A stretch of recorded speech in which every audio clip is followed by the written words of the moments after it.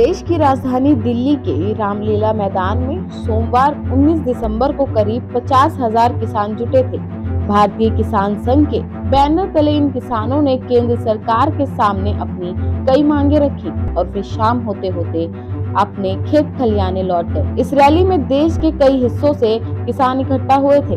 किसानों के मंच पर भारत माता और भगवान बलराम की तस्वीरें लगी हुई थी, लेकिन पिछले किसान आंदोलन के विपरीत किसानों का ये जुटान एकदम शांतिपूर्ण रहा।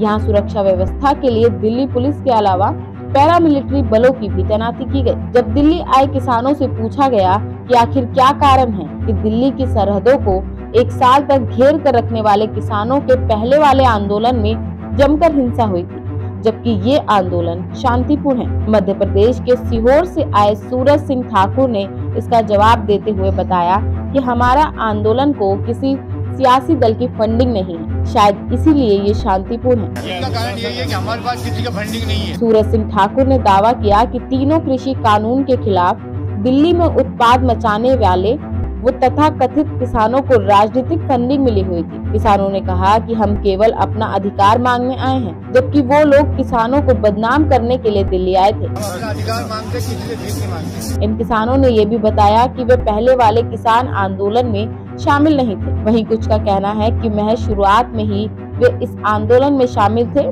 लेकिन बाद में जब आंदोलन के सियासी होने का पता लगते ही वे इससे अलग हो गए। इसके साथ ही इन किसानों ने एक ही स्वर में कहा कि राकेश टिकैत उनके नेता नहीं हैं और देश के प्रत्येक किसान को वो अपना नेता मानते हैं और आपस में विचार विमर्श करके ही फैसला लेते हैं। किसान गर्जना रैली में इकट्ठा हुए किसानों का स्पष्ट कहना था कि वे लोग किसी को परेशान नहीं करना चाहते, वे बस अपना काम करवाना चाहते हैं। उनकी केंद्र सरकार से मुख्य 3 मांगे हैं, जिसे लेकर वे दिल्ली आए हैं। किसानों ने बताया कि प्रतिवर्ष मिलने वाला किसान सम्मान निधि को 6,000 रूपए से बढ़ाते हुए 20,000 रूपए किया जाए। कृषि यंत्रों पर लगने वाले GST को भी समाप्त किए जाने की उनकी मांगे हैं। इसके अलावा इन किसानों की सबसे बड़ी मांग ये है कि लागत के आधार पर फसल को बेचने का मूल्य निर्धारित किया जाए। किसानों ने तंज कसते हुए कहा कि जिन नेताओं को ये तक नहीं पता कि आलू जमीन के अंदर उगता है या बाहर, वो हमारी फसलों का मूल्य निर्धारित करते हैं। उन्हें ये मालूम नहीं है कि आलू जमीन के अंदर पैदा होता है कि बाहर पैदा होता है। वो हमारा मूल्य निर्धारण कर रहे हैं। ब्यूरो रिपोर्ट, पर्यावरण पोस्ट।